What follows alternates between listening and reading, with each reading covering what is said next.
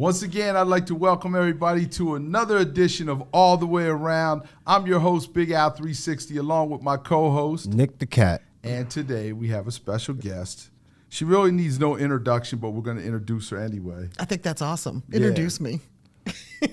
Wendy Day. The build-up. Yeah, the build-up is what? How do you build that? Wendy Day, she's like the backbone of hip-hop, right? I don't know about that, but thank you. Yeah. That's a good one, though. That's you are cool. the backbone of hip-hop. I don't know about that. All right, so I just love what I do. Tell everybody who exactly Wendy Day is. Okay. Wendy Day is a fan of hip hop. I started listening to rap music in 1980. You guys probably weren't even born yet. But I learned that I really loved the culture of hip hop. And in 1992, I started a not-for-profit organization called Rap Coalition. And Rap Coalition is an organization that helps artists learn about the music industry. And when an artist is in a bad deal, like a fair or oppressive deal, we step in and we help break their contract.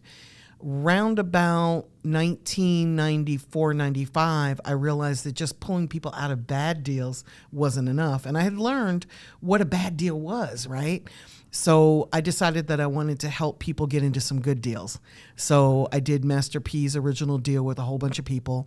I went on to do Twista's deal, actually by myself with an attorney, Eminem's deal, got a lot of deals, the Cash Money deal, which I'm probably best known for, David Banner's deal, the Girl Code most recently, Trouble. I've worked with ATL Jacob. I've worked with a lot of different people in terms of helping them gain leverage so that they could go and get a really financially beneficial deal. Incredible. I've had a lot of fun. I've been doing it 30 years. If you did the math, I'm in my 31st year now. And it's just been a lot of fun. Like, I've stayed in my lane. I've done the same thing for 31 years. I come to this as a fan, and I've gotten really good at helping rappers who have investors become millionaires. Now, are you an entertainment lawyer also? I'm not. I'm a marketing geek. I'm not a lawyer. I spend a lot of time with lawyers. So I've learned contractually what works and what doesn't. But more than anything, my focus is building leverage, helping the artists make money with their music and get to that next level. And you've been on the Source Power 30? Yes. A number of times. 100 years ago, yeah. You were. Thank you. Wendy, I can't thank you enough for doing this for us. I love what I do. Awesome. It's such. You can see it. She's smiling. It's for She real. looks happy. Like it's such a pleasure. Like, I'm one of these people that runs to work every day. Like, I get mad when it's the weekend and I have to take time off. And I do that. I didn't used to do that, but I do that as I'm getting older because I need balance. I've learned to kind of have a little balance in my life. But I love what I do. I'm so happy to do this. Now, was it hard? Sorry. Go ahead. Now, was it hard breaking into the industry? Oh, yeah. It was very hard. I'm white and I'm female, which you may have noticed is not the bulk of the folks in the music industry. And I had to prove myself, like everybody, you know. Yeah. It's very hard to make money in music. It took me 6 years to really start earning money. It took me another 10 years till I could really feed myself. So even though this was my primary focus, I always had side hustles to help me, feed myself, feed my family. What are you working on right now? What's in Wendy? Tell us the top secret project. Okay. Give us the big ones. Absolutely. PowerMoves is my first and foremost love. That's the company. It's a for-profit company that helps put music out into the marketplace for artists. So when an artist has an investor and they have about $250,000, they come to us and we show them hands-on how to make money with their music. So we show them how to put music out and build content and build a fan base. Our goal is for the artist to stay independent, but a lot of people come to us because they want to sign to a major record deal. So we help them build the leverage to get to that point. I'm building an educational website to help artists that don't have budgets get to the next level or have limited budgets get to the next level. I don't think it's fair that if you don't have money, you can't really succeed as well as somebody that has a large budget. It's not about talent. It hasn't been about talent for a very long time. So I'm hoping that by educating artists, we can bring some of the talent to the forefront. What else am I working on? Outside of music, I'm building co-working spaces, which is really exciting. You're actually in one now. I didn't build this one, but you're in a co-working space now. I love the idea of people in different companies coming together and all working, but then networking with each other so that if you need an attorney or an accountant or whoever, there's somebody right there that you can meet with and see if they're good for you, if it's a nice fit. I'm also building an incubator called Artist Centric. And the incubator is on the business side of music. It's to help educate artists who have some money but may not have all of the money that it takes to succeed. And then we do different royalty splits with them to help them get to the next level. And then when they leave after 3 years, they get to leave with 100% ownership of their masters and their publishing. So what are some of the advantages of remaining independent? The biggest advantage is the control. You get to control your career. You don't have to listen to the person who you've signed to telling you, okay, we want you to do this. We want you to rap like that. We want you to sing like that. We want you to dress like this. And that's also the downside too, right? One of the downsides is you don't have a team. When and what you put out. And what you put out, exactly. Another asset to being independent is you make the lion's share of the money. So when you put music into the marketplace, 100% of the money that you make from your distributor comes back to your company. So if you have an investor that you have a split with, then you split the money with the investor.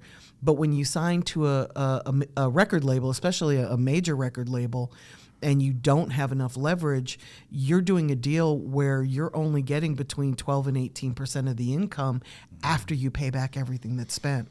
So the value of staying independent is to not have to accept that type of deal. Now, okay, let's new artists, brand new artists. What's Wendy Day's checklist? So a new artist comes in. Let's say they have a $5,000 budget. I'm trying to give you some. If they're coming to me, I wouldn't be able to help them. It's not enough money. Not enough money. Yeah, I can't win with that. So you have to come in with about how much? For us, it's $150,000, and then we charge $100,000 for what we do. So the minimum that somebody would come to us is $250. Okay. Yeah, but we build real record labels. We don't just help. You know what I mean? We don't just help somebody gain fame. Like, our goal is to monetize the career and build success.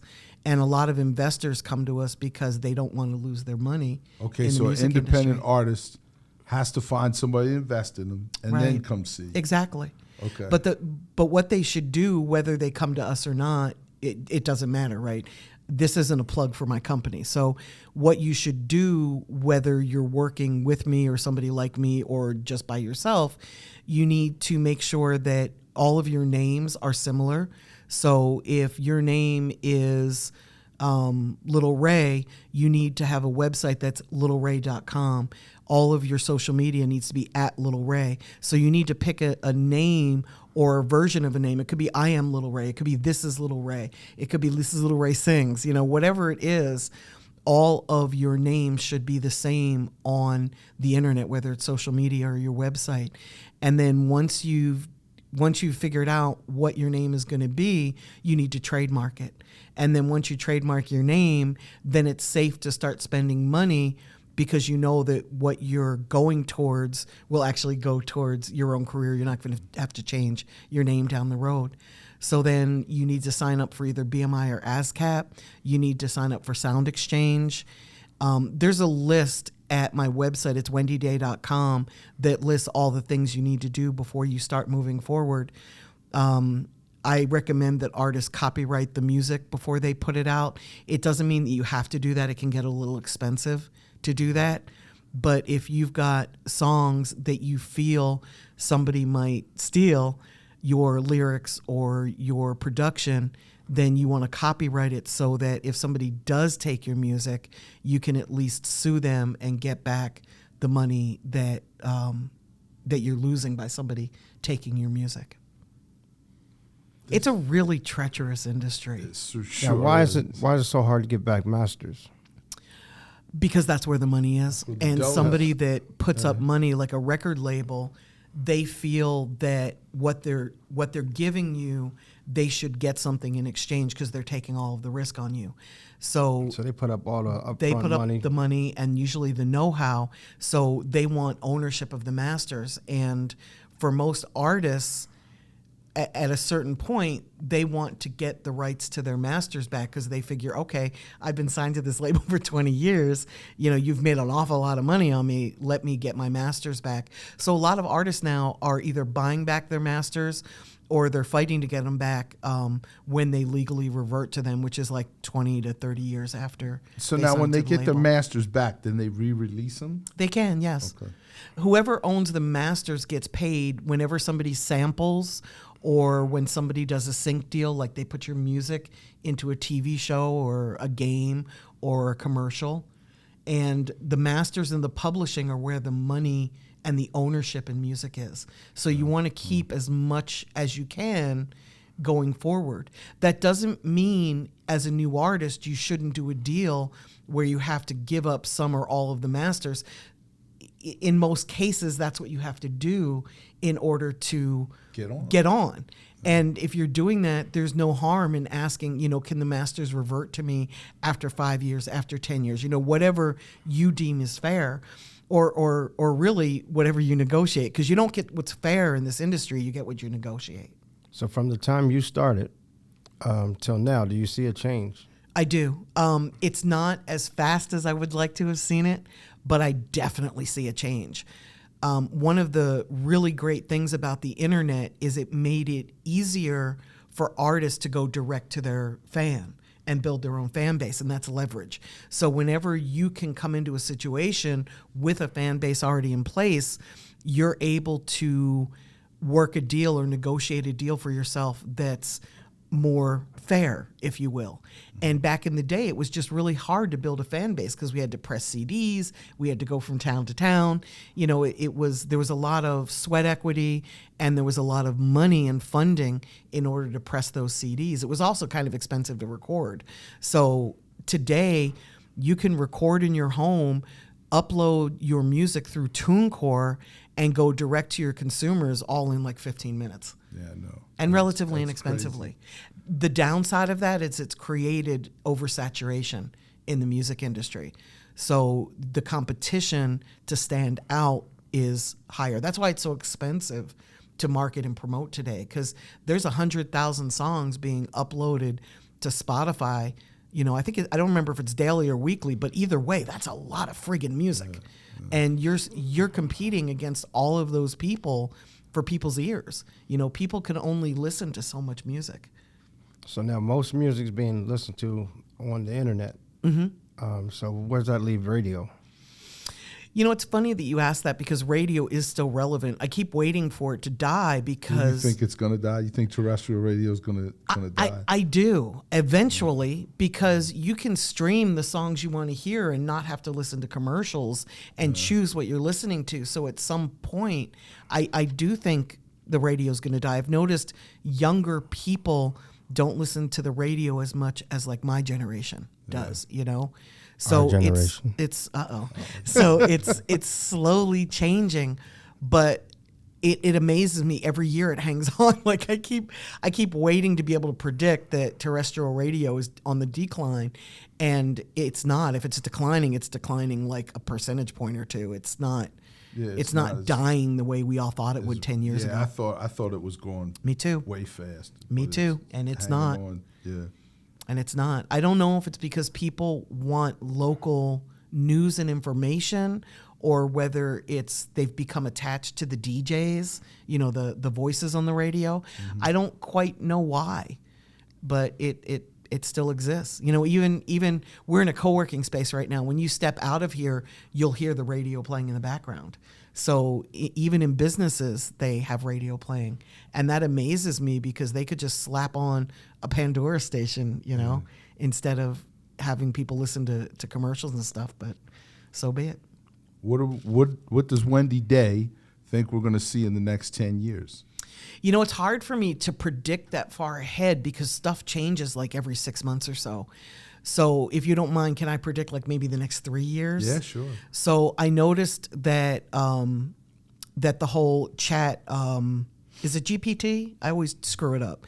That's becoming really big. NFTs are becoming really big. Web3 is growing. Yeah. You know, I'm looking at the research, and I'm not on Web3 yet, which is surprising because I really am kind of a nerd, right? I usually like, you know, whatever the new thing is, but I can't quite get into like the fake world yet.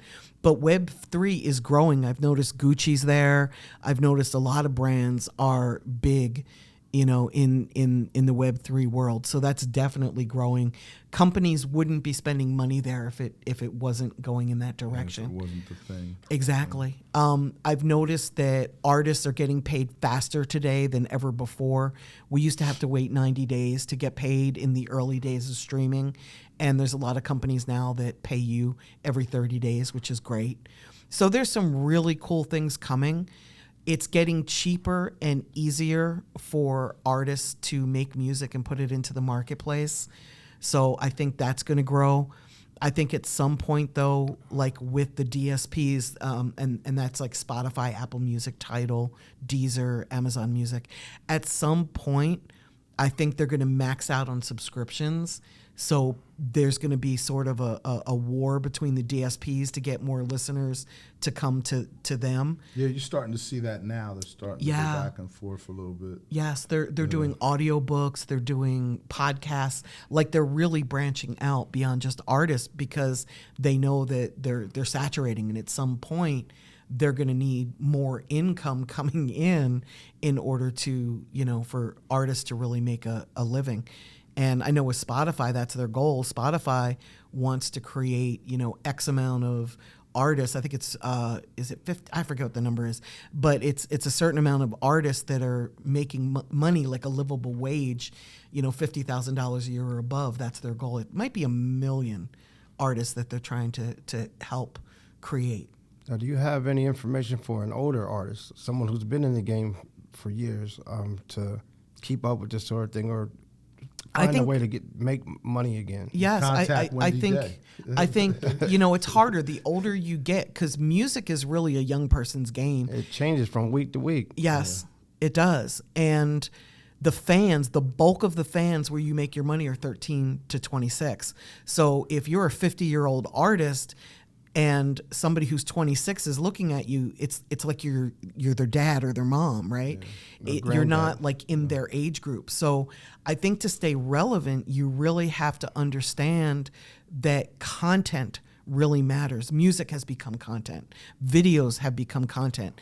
It's a content-driven industry. So you've got to be posting on all of your socials multiple times a day. You've got to really be posting interesting information about yourself, like especially on TikTok and Instagram, because that's where a lot of music is discovered. And it's very hard. Like for my generation, we didn't come up with a phone in our hand. We didn't come up recording every 5 minutes. So it's almost like, for me, even with my company, like it's very hard for me to live out loud. It's very hard for me to do the things that are necessary because it's not innate. I wasn't born filming myself, and I wasn't born taking selfies every 5 minutes. So it's really hard to do that. And that's what you have to do in order to compete. You've got to tell your fans who you are and what you're about all the time on social media. And that's hard. Constantly. Yeah, it's like a hard. nonstop thing. It's a bear that you constantly feed. So how often do you suggest that your artists do post? Multiple times a day. Every platform is different, and whoever's helping you with your digital media is going to find out exactly what your perfect fit is. But for most artists, we want them to post at least once a day on Instagram. We want them to go live a couple times a week on Instagram. Reels matter more than posts, so we want them to post reels and in their stories. Reels matter more than posts? Yes. Okay. People are looking more at reels and your stories than they are at your feed. So that matters more than anything.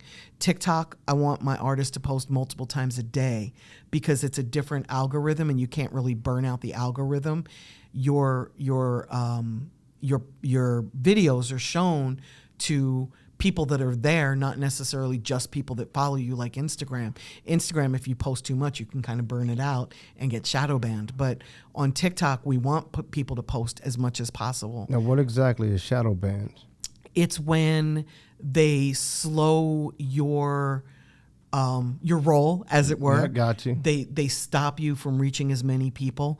And the thing about Instagram is, and TikTok even, they're in this for the money. Like it really is a paid website. So I have, I think, 104,000 followers on Instagram. When I post something, not all those people are seeing what I'm posting, just a really tiny percentage.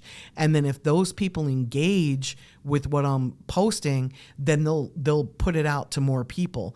And if those people engage, they'll put it out to a few more people. It's like they trickle it out to the people that follow you. It's not a system where you post and everybody gets to see it, because they want you to boost the posts and they want you to spend money so that more people will. Yeah. Exactly. Good information. And from told time to time, we do that. Like, we spend money. Some of my clients have a $30 a day budget just for Instagram boosts and ads, and it's so that more people will get to know who they are faster. It's to build the fan base faster.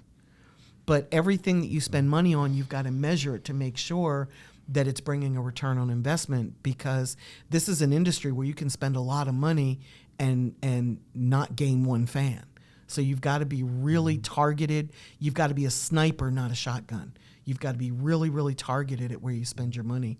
And then also for my clients, we focus in the real world as well. So we don't just focus online. We go out into the real world. We usually do like a 5 to 7 state radius. So we work regionally because we don't have the budgets to go national.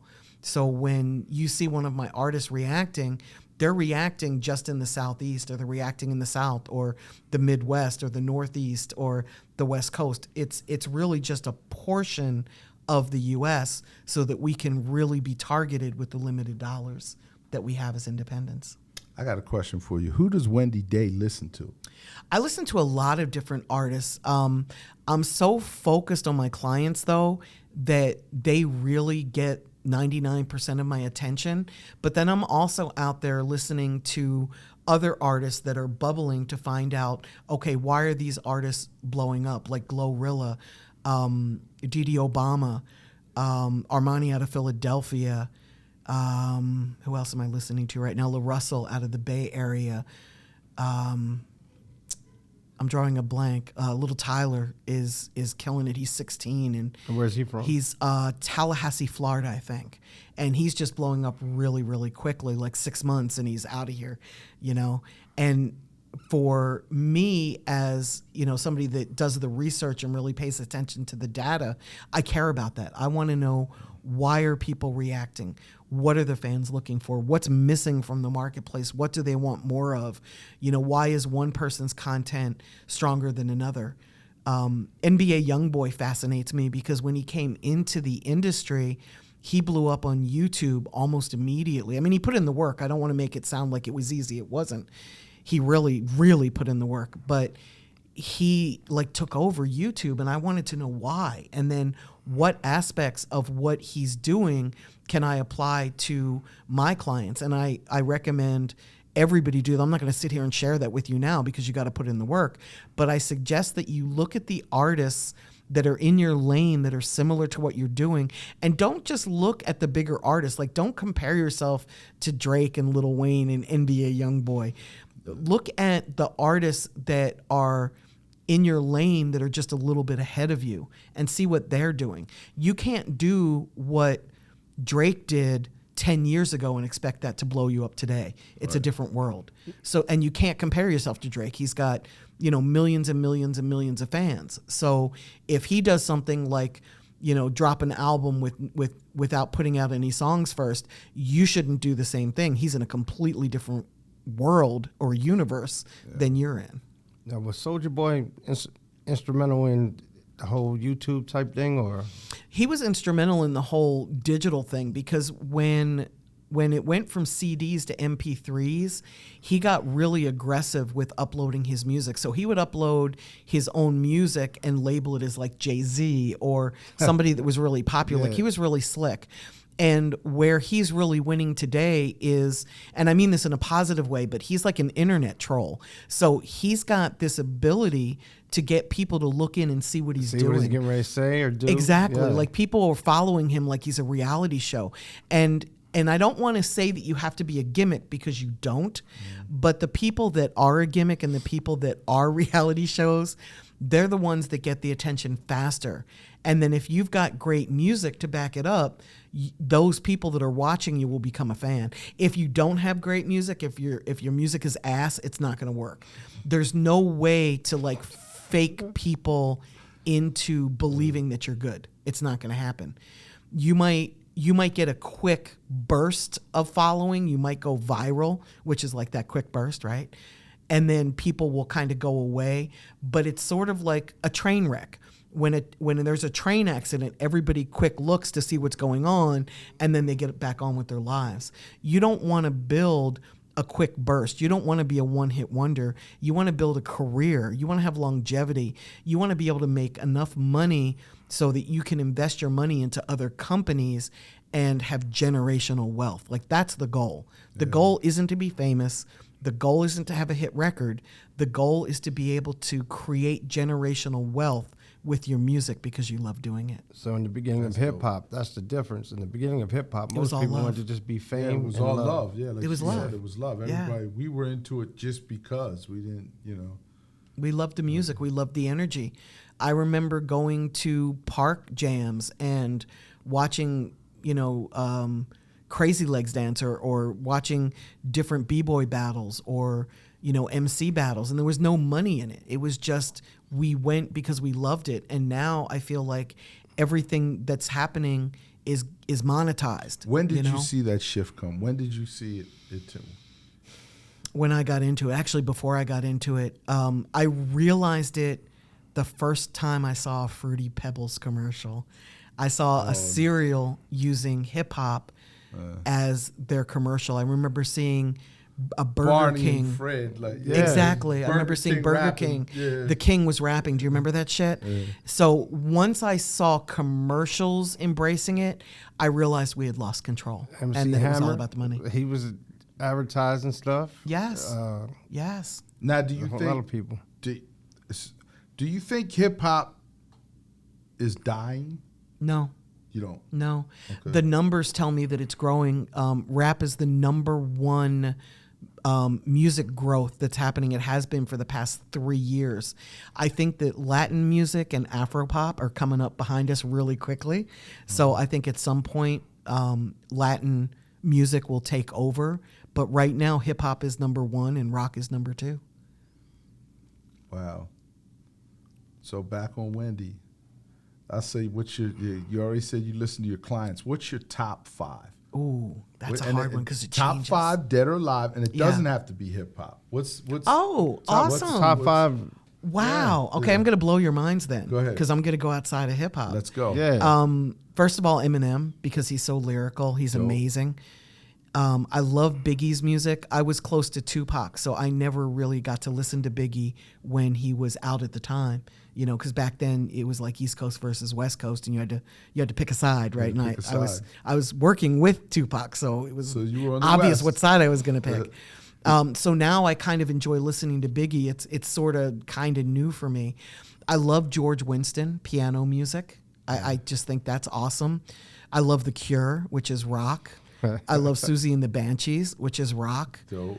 I love Beethoven. I love Rachmaninoff, which is, they're both classical. So my taste is all over the place. And then in terms of like my listening habits, I listen to NPR more than I listen to anything because it feeds the little education geek inside of me that just thirsts for knowledge. Well, let's tune the question up a little bit. If you had 5 albums that you could take with you to Desert Island. Desert Island. Okay, wow, that's hard. 5 albums. Can I do playlists? Can I just do artists instead of albums? Because I don't know if I can do albums. Artists. 5. Yeah. Eminem. Okay. Tupac. Tupac. Big. Rakim. Rakim. One more. I might do, because I'm on an island, I might do Bone Thugs and Harmony, because there would be joy in trying to decipher what they're saying. Like that would really float my boat to be able to listen to a lot of their older music and be like, okay, what are they saying? Blah, blah, blah, Uncle Charlie. It would be like almost like a puzzle. So I might pick them, not for the reason you're asking me, but just because it would help pass time. I love a puzzle too. And you said you like puzzles. I love puzzles. And you work with Twister? Yeah. Do you understand them? Yes. Every word. Every word. Every word. Yeah. Wow. Bone Thugs, not so much, but Twista, yeah. Twista, he could enunciate and he could rap clearly, you could understand quickly. everything he's saying. Everything he's saying. Same with Busta Rhymes, who can rap really fast. Tech Nine can rap really fast. There's a lot of guys that can like rapid rap, and you can understand every word that they're saying. Who's your favorite artist that you've worked with? It's a tie between La Russell and David Banner. They're both like so easy to work with. They really get it. Most artists they're willing to put in the work, but they want it fast, And there's nothing fast about building a career. It's a really slow process. It can take anywhere from a year to 4 years to really start making money in music. And the great thing about both of them is they understand that, and they just keep going. They're going for the love of it, and then the money follows. It's the same reason I do what I do. It's my MO. Like, I do this because I love it, and then the money comes, And it's hard. Like when you don't have money, or you're trying to compete with your friends, or you're somebody that loves, high-end items, you're materialistic and you want to drive a Bentley and you want to wear, Versace shoes. It's hard to look away from the money and just do something for the love. Do you work with any artists out of London? I don't. It's not because I don't appreciate artists, that are here internationally or that have a different sound or a different vibe to them. It's that my relationships and my knowledge is based in the U.S. Mm-hmm. So I don't veer from that because that's what I'm good at. And when somebody's paying me as much money as they're paying me, I have to deliver. I can't half-ass it. Now, is there anybody you turn down? Is there anybody that comes to you Every and says, day. look, I got $500,000. Every day. I want Wendy to... Mm-hmm. Every day. Every day. Yes. If I can't add value, I don't take it on because my brand has too much value to me. Or if they're trash, you don't touch them. I can't because I'm not going to, if the music's not great, not even good, if the music's not great, then I can't help build a fan base. And if I take somebody's money and I can't deliver, they're going to be out there talking trash about me on the internet. Yeah. And, I give my clients 100%. I want everybody to win. So I'm not going to set myself up to fail. My track record's too outstanding to So if you're trash, take a risk. Don't go to Wendy. Exactly. I can't help you. Where's your favorite place that you've been so far with hip-hop? Oh, what a great question. I've done so much cool shit. I really loved being in Oakland, East Oakland with Too Short. Okay. Like just walking around. That was so many years ago. And I just I was in heaven. It was just amazing. I was really close to Tupac. Spending time with him was great. Pimp C, spending time with him was amazing. Going to lunch with Gip from Goody Mob is, are many of my favorite memories of hip hop. It was just, a lot of fun. I've had shitty memories too, but for the most part, I've had way more good memories than bad memories. But nothing excites me more than watching one of my clients who started with nothing become a millionaire. and then a multimillionaire. Like, give us an example. That's really Who's somebody that started Little with Donald. nothing? Little Donald. When I started working with him, Donald couldn't even afford a bed. He wasn't even living on his own. He was just going from, I think he was living at his grandmother's house when I first met him. And he's based out of where? He's based out of here in Atlanta. Atlanta. Yeah. And when we first started working together, he had just gotten out of his deal, and we put out his first record and it took off. It was actually a hit record. And I watched him go from being broke to being a multimillionaire. And that's just awesome. I went with him when he got his first house, and it was very emotional because, he was standing there in the bedroom and his bed had just been delivered. And he's like, I've never had my own bed before. I've always either slept on the floor, or I slept with a girl that I was dating, or I slept on a sofa. And he had like a giant king bed. And he's like, this is awesome. Like, I can have all my kids with me in bed. Like, this is just great. And it's that kind of stuff that really, really makes me happy. That's the stuff that makes me say, so dope, this man. is really cool. So you are a hip hop icon, and she's making a difference. I am making a difference. Changing lives. I'm very, very grateful that I get to do this. I don't even know. Like, she's answering all our questions before we can ask them. Like, yeah. All right. So, Biggie or Tupac? Biggie for music or personality? Just you pick big, one. Big all Yeah. day. Prince or Michael Jackson? Michael Jackson. Reasons? I think his music resonates more with me. I like to dance, and Michael Jackson's music is more danceable for me than Prince. Prince's music is deeper and tells a story, but for me, I like the movement of music, and Michael Jackson makes me move. Whitney Houston or Mariah Carey? Whitney Houston, all day. Oh, wow. We dug that one out. Rihanna or Beyonce? Uh-oh. Whoa. Rihanna or Beyonce? Rihanna. Nah, I'm going Me to have too. to go with B. Me too, Rihanna. Yeah, I'm Rihanna. Rihanna? So I'm the oddball. I'm the B. Wendy, did you ever think about starting your own label? Yes. I have thought of it. I don't enjoy the day-to-day of running a label, so that's not really for me, like running a company. I love the start process. I love when an artist is brand new and nobody knows who they are yet, and we get to plan what we're going to do, and then we go and we attack the goals. And you're really good at saying that's the one. Yes. And then they Yes. take off. Yes. It's a gift. That I is a really gift. am. That's a gift. Absolutely. But what I don't enjoy is when it becomes, when the artist has a little bit of fame and it becomes answering the phone. So the career is driven by opportunities that come to you, and you don't have the same ability to plan, because you might be planning on going down a certain lane, but then you get a call from, Jay-Z that says, come open for me on my tour. You're not going to say no, right? So your plan changes, and I don't love that. It's easier and it's more profitable, but it's not as fun. I really like the building process, and I love who artists are when they start out before they've become internationally known.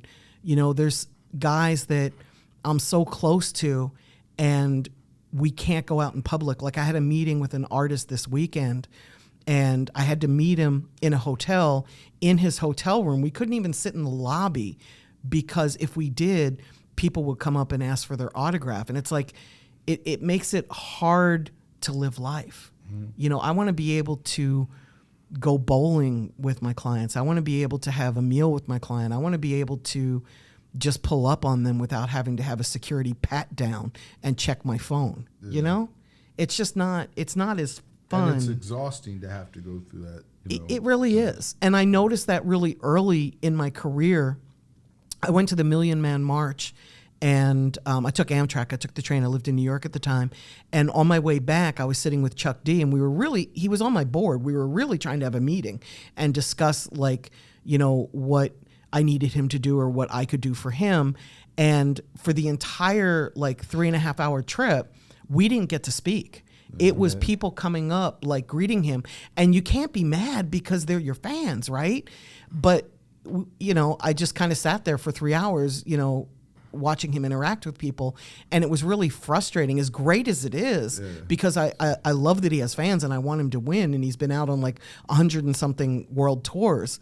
But that's not the fun part for me. The fun part is when I really get to spend time with the artist and get to know them and what matters to them and what difference they want to make in the world and what they want to do with their money, so that when the money starts coming and they start to go left and do dumb shit with their money, I can remind them, hey, remember that time that we sat down at lunch and you wanted to do this, this, this, and this? What happened to that? And it's like, oh, right, you're right.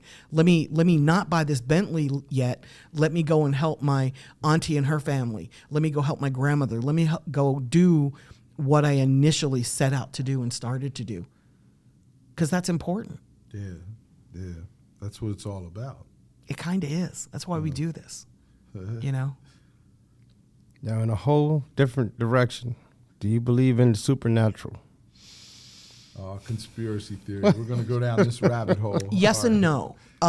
Yes and no. In fact, tomorrow night I have a psychic reading with like a superstar psychic. Okay. And I don't change my life and gauge what I'm told by that, but I listen, especially to the people that can tell me things about me that nobody else knows. You know, like, for example, this psychic told me 5 years ago that I had 5 brothers and sisters, and I don't. I have 1 sister. And I'm like, what are you talking about? Like, did my parents have like 3 miscarriages? Like, what's that? And I'm adopted. And in January 3 years ago, my birth sister found me, and I have 5 brothers and sisters. What? Wow. Yes. So somebody that can tell me stuff like that, and yes, I'm sure there's skeptics out there that think, oh, that's just chance, that's just luck. That's a lot of fucking chance, because this psychic was able to tell me that my sister had red hair and was a year older than me. Like, he got really into the weeds. And I'm thinking, when he told me this, I didn't know yet. So I was like, this guy's nuts. Boy, is this guy wrong. Like, it was funny to me. And then after the fact, when all of this came to light, it was like, oh, maybe I should pay a little more attention to this. So do I believe in the supernatural? Yes, within reason. Do I think that ghosts are haunting me? No. If they are, they're positive ghosts. I think that there are people that have passed on that are looking out for me, because I have a really charmed life and I have no other explanation for it other than good karma. You know, I compare myself to my friends where, you know, bad stuff happens to them all day, every day, and they don't know why. They can't figure it out. Mm-hmm. You know, so there's something definitely out there. What it is, I don't know. I've never really researched it enough to answer that. Like, I couldn't write a book about it. So do you think Tupac is dead or alive? I believe he's dead. I think if he were alive, he would have reached out to me by now, because more than anything, we love to laugh. Yeah, we love to laugh together.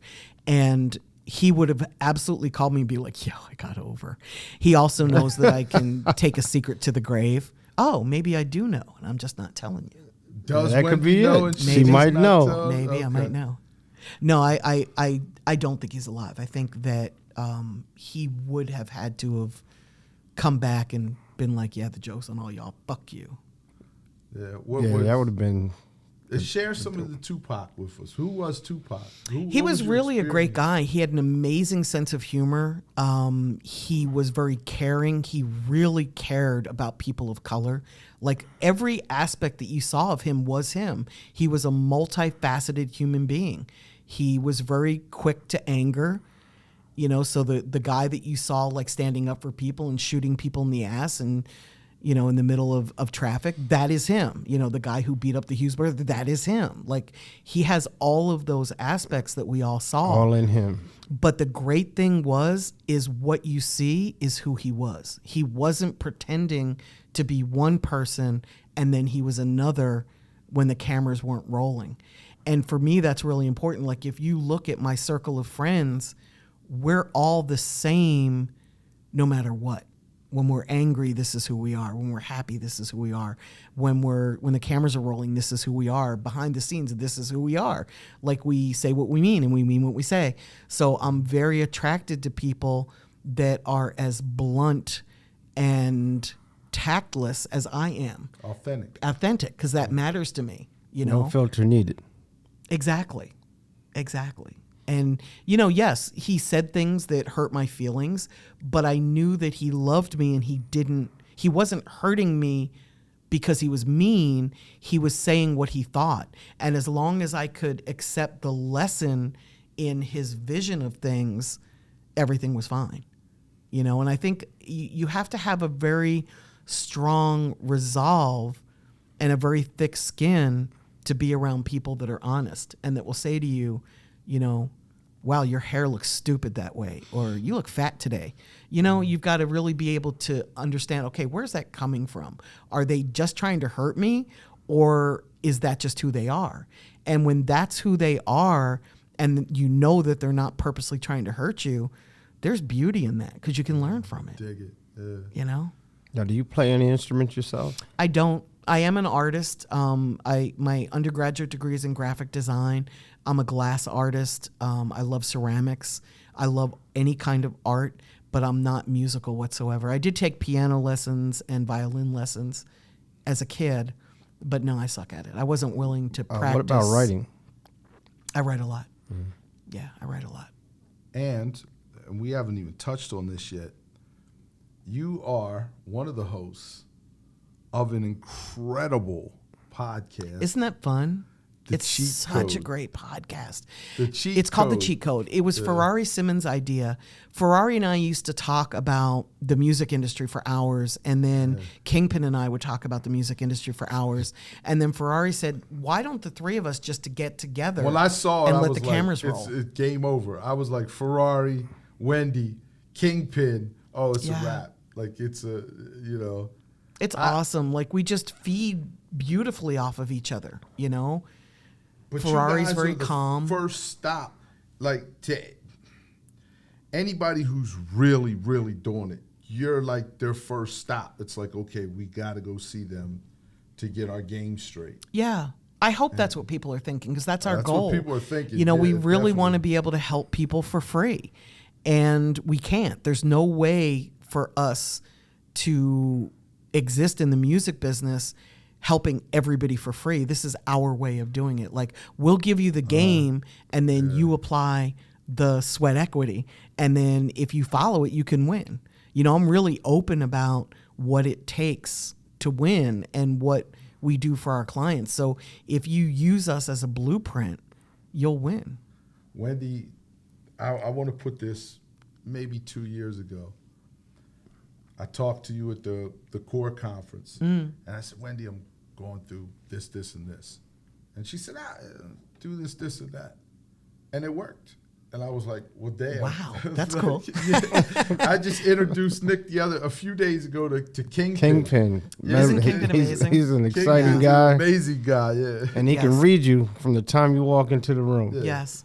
And he's had the ability, like, I've watched him over and over. He can take an artist and he's just being real, like we were just talking about, being authentic. And he can break them down in the course of a few minutes. And just, he totally sees through the bullshit. He sure says, does. Look, this is this is that. And if you're not doing this, I can't talk to you. Like, exactly. I can't. The great thing about them as co-hosts and partners is I actually hire them to work with our clients. So these are people that I trust enough to give money to have my clients give money to. and I know that they're going to over deliver, both of them. So I get to do a podcast with people that I know are not fuckboys. And a lot of the other podcasts out here, like I see some of my friends doing podcasts with people whose phone calls I won't even return because they're kind of known for taking the money and running. And it's with them, I don't have to worry about that. Like I'm fully comfortable with who they are and the business that they do. We salute you and appreciate you. Thank you. this being time. on our podcast. Thank you. This is big. This is really big. And her personality is jumping all over the place, and it's Thank you. It makes me feel good. I'm so happy. Yeah. You know, we got to love what we do, and we've got to feel good every day, because if we don't, life is going to be long and miserable. Yeah, but you And can I see the feel so joy. sorry for You the can- you people can see that it. don't have joy in life. I feel so. And back in the day, like when I was, coming up and I was working for other people, it would be like Sunday night and I'd be like, oh, I don't want to go to work tomorrow. And I would stay up as late as I possibly could so that it wouldn't be Monday morning. And then on Monday morning, I'd just be tired and going to work like, I hate this.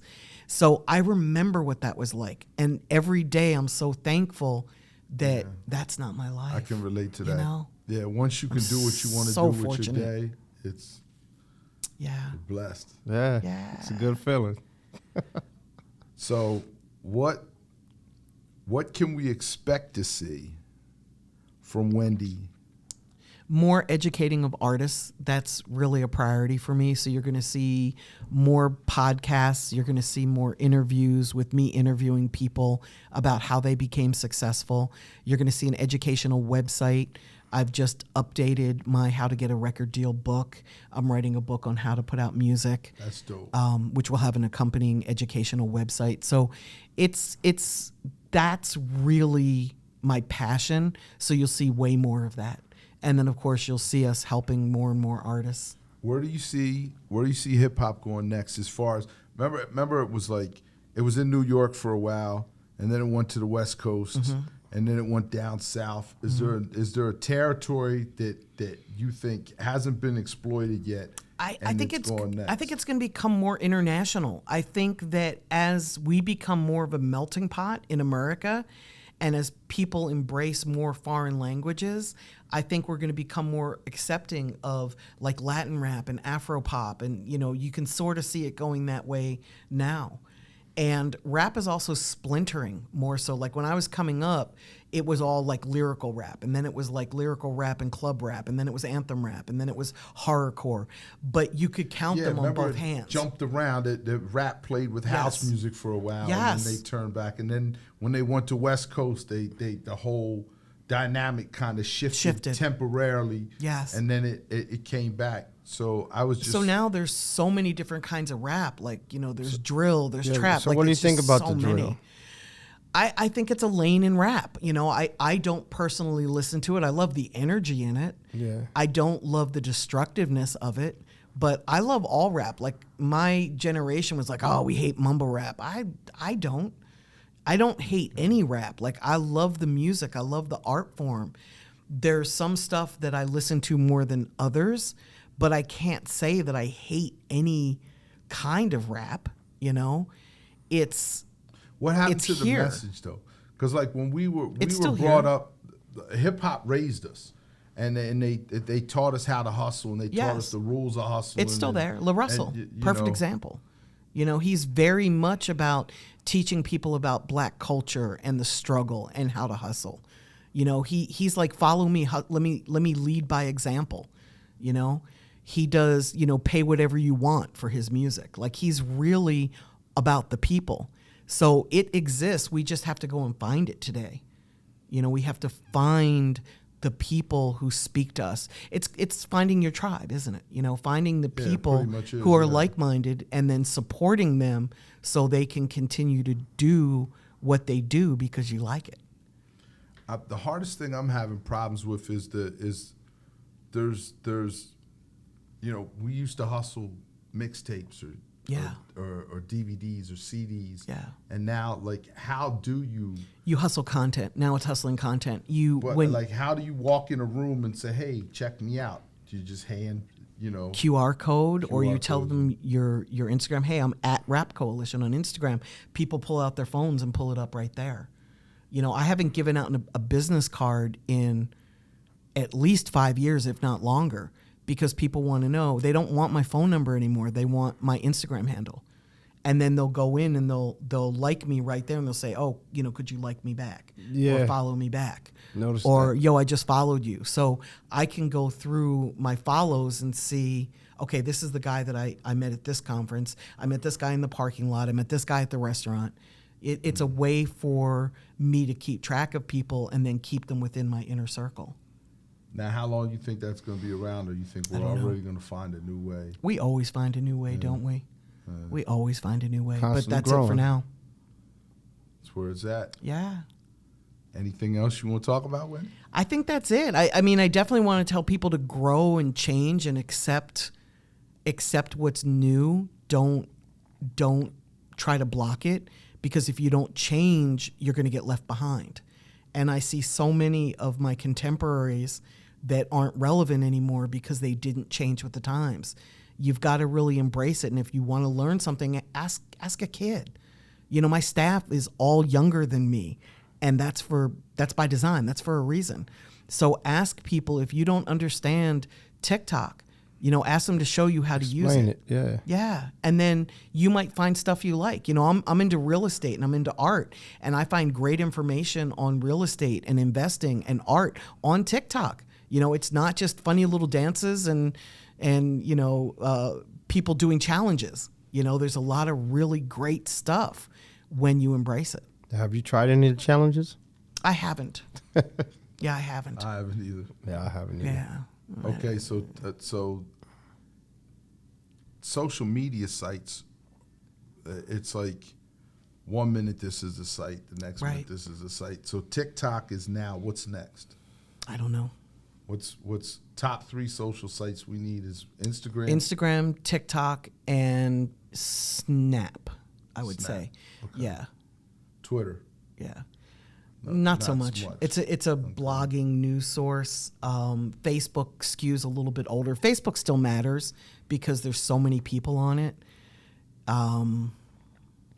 YouTube really matters, but I don't consider it a social media site. I don't consider SoundCloud social media. And what is Snap?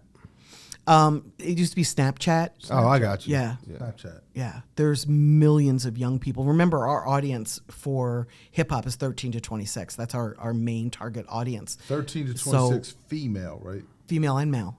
Yeah, more Female male and than male. female, actually. But I look for male and female. That's our market. So I want to be wherever they are. So if they're on Twitch, I want to be on Twitch. If they're on YouTube, I want to be on YouTube. If they're on SoundCloud, I want to be on SoundCloud. I want to be wherever my market is. I want to reach them where they're at. I don't want to make them find my clients. I feel that. Yeah. That's dope. Good information. Thank you. This is so dope. Very informative. Like, it's like we came to Atlanta. We were on a run, filming shows, and I love that. I said, "What about Wendy Day?" I said, "She wouldn't talk to us." Where are you from? We're from outside of Philadelphia. I grew up in Cheltenham. Okay, we're from Yeah. Lancaster. Okay. Lancaster. Yeah, Awesome. Lancaster, PA. I love Lancaster. So we were actually at the Money The Mansion, Amish. and they said, "What about Wendy?" I said, "Well, she would never talk to us." I said, well, That's funny. Let's see what we could do. So I said, "Okay." So when you said, "Yeah," we were like, "Oh." We were driving through the rain, That's and we awesome. said, "We'll make it work wherever we're at. We'll I just love set it. up as long as we I can love talk it. to Wendy." It was hard too because last night I had a window of like 2 hours. That's it. Yeah. And I'm like, oh my God, if they can't do it today from 4 to 6, I'm screwed. I So appreciate thank Greatly you for coming appreciate to it. me and Greatly. thank you for doing this. like this means so much to us. Thank Wendy you. This Day, means so much to me. I love that you're doing this. It's a Keep up pleasure the great meeting work. you. Awesome meeting you. Yeah. Thank All right. you. Once again, it's been another successful episode. And until next time, Bong. Hold Hold that. that. I love it.